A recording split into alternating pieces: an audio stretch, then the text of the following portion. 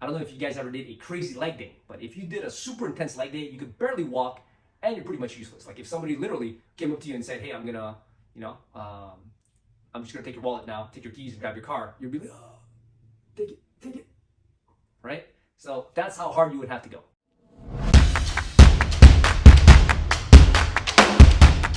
What's up guys, I'm Nguyen, OG Fitness. Welcome back to the channel. If you guys are new, this channel is all about fitness for martial arts for older guys. If you're young, not for long. So in this video, we're gonna talk about how to juggle grappling and fitness, how to maintain muscle mass or even build muscle mass while you're training a whole bunch of judo and jiu-jitsu or wrestling or whatnot. I'm gonna read you guys the comment from one of the boys and we'll get right into it. Hey bro, thank you for sharing this info. You mentioned balancing between martial arts and fitness, which made me think about the question, how can we combine judo grappling training with weight strength training without overtraining or negatively affecting muscle hypertrophy, since muscles need time to recover? Would appreciate a video on this. Keep up the great content, brother. Okay, so how do we do this? How do we build muscle and not waste away while we're practicing judo, BJJ, wrestling, or any other form of grappling? So I'm going to give you guys a couple of principles that are very important to understand. And then after that, we'll get into the nitty-gritty details of how I would actually do it, and actually how I do it. First thing is, you gotta learn to go by feel. So you have to learn how to feel your body. And what I mean by that is, when you're feeling sore, drained, or tweaked up, you have to learn how to back the hell off. Most people don't. Most people have this mindset of, no, I gotta tough it out. I can't be a pussy. I gotta keep going. You know, when the going gets tough, the tough keep going, and so on. So yes, you have to keep going, but not in the way that you think. You have to take your foot off the gas pedal. You have to take it easy. And when I say take it easy, I don't mean taking a day off. What I mean is you have to go lighter. So if you're training your martial art, day that you're supposed to be doing judo, BJJ, or wrestling, or whatever, then what that looks like is that you drill and you work on technique only. You don't roll, you don't spar, you don't do any randori, none of that. That's how that looks on the day that you do your martial arts. Now, if it's a day where you're going to the gym, well, you can still go to the gym because it's a very good habit to go. But you train lighter, a lot lighter. So usually, let's say you go 100%, now you would go maybe anywhere between 20 to 50%. I personally recommend on the days that you're feeling sore, drained, and tweaked up, you focus more on your mobility and your stability work. Two components of fitness that are super important and that are missing in most programs, bodybuilding programs, hypertrophy programs, because this is going to support you in a big way to be able to continue training hard and to not injure yourself. Think of it this way, guys. Getting injured is a big no-no. Any kind of injury that could have been prevented should be prevented. 98% of injuries are avoidable.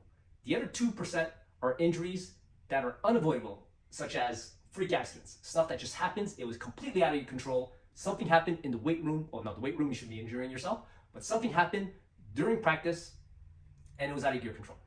And those are what we call accidents. Accidents that lead to injury.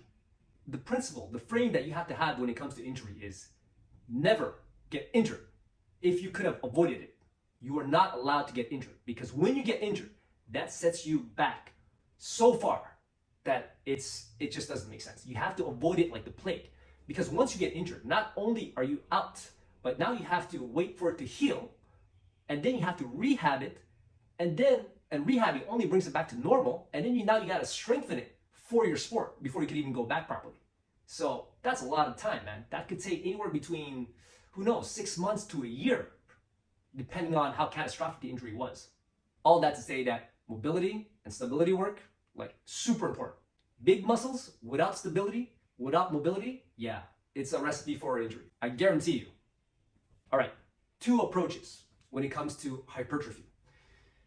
You have intensity or volume. You could go intense or you can do a lot. You can do a lot of volume. You can't do both. Now let's start with the first one, intensity. When it comes to intensity, we're talking about going 100% in the gym. So that means that when you walk out of there, you're done. Like if someone comes to rob you, you just hand over your wallet and that's it, because you have no more energy to do anything.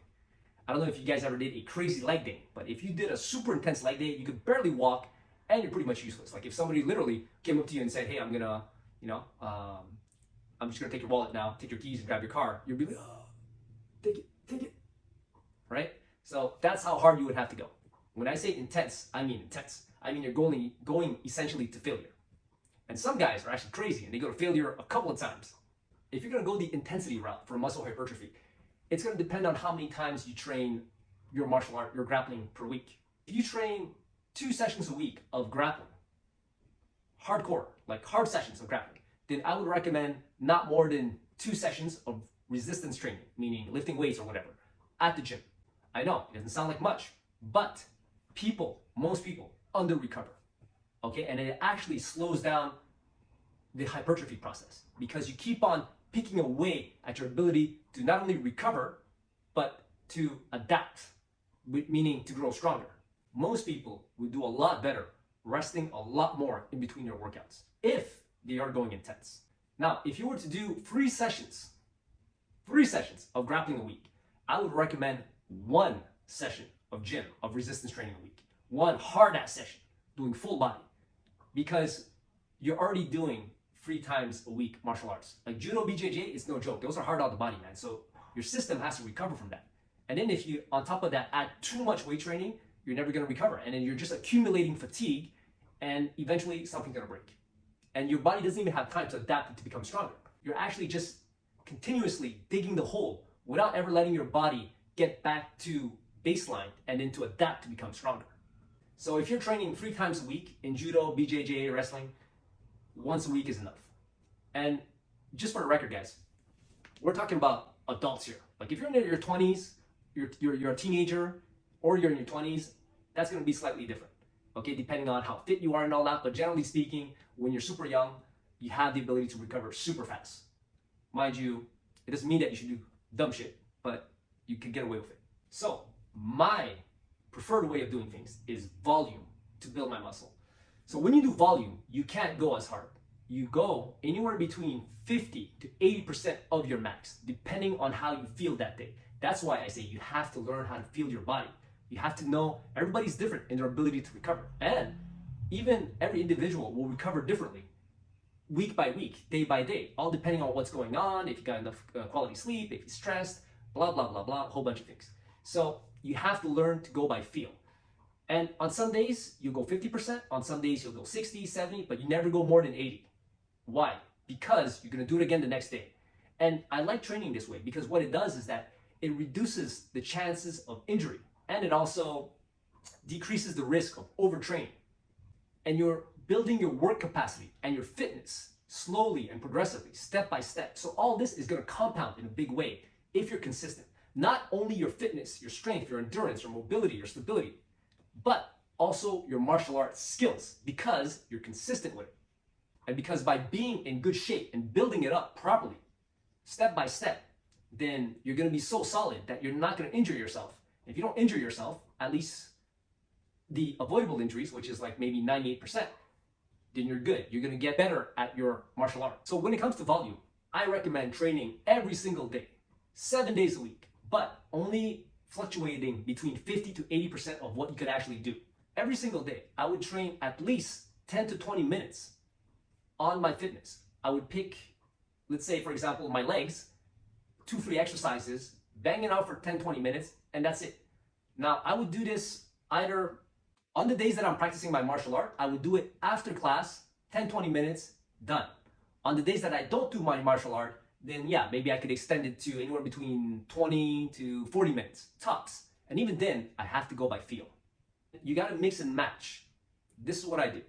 I mix up my strength training, my endurance training, my mobility training, and my stability training. So I'll mix and match these. Some days I'll do strictly strength work, some days endurance, some days strength endurance, some days just mobility because I'm feeling a little bit tired and not completely recovered yet. I don't want to push my muscles harder because maybe I did so the last 2-3 days. So then I'll work on my mobility much more. And then the next day, if I want another day off, I might do, I don't know, I like doing arms. So I do arms a lot and shoulders. And then I'll work on my stability. So I'll work a lot on my core and I'll use, we'll talk about that in another video, how to work stability. But yes, that's what I do. And as soon as I can, I'll go back to working my muscles. And I'll work sometimes I'll do all of these in one session. Sometimes I'll just do 1 of them or 2 of them, or 3 of them, whatever. And in all cases, it's all about getting enough protein and sleep. And between the two, sleep is the most important. Protein, for the most part, if you're not a vegan, if you eat animal products, animal food, meat, then technically you should be okay. But maybe eat a little bit more. Once again, sleep, numero uno. You have to get enough sleep. Not just enough sleep, but you have to get quality sleep. So it's not just quantity, it's quality as well. Most people, it's anywhere between 7 to 9 hours. And if you train, then you probably need more than what you normally would need if you didn't train. Me, for example, I need at least minimum 8 hours. But because I train so much, I can easily sleep 10 to 12 hours at night. So that's it for this video, guys. Let me know down below what you think of all this. If you have any questions, things that you need me to elaborate on, and that's it for this one. Peace.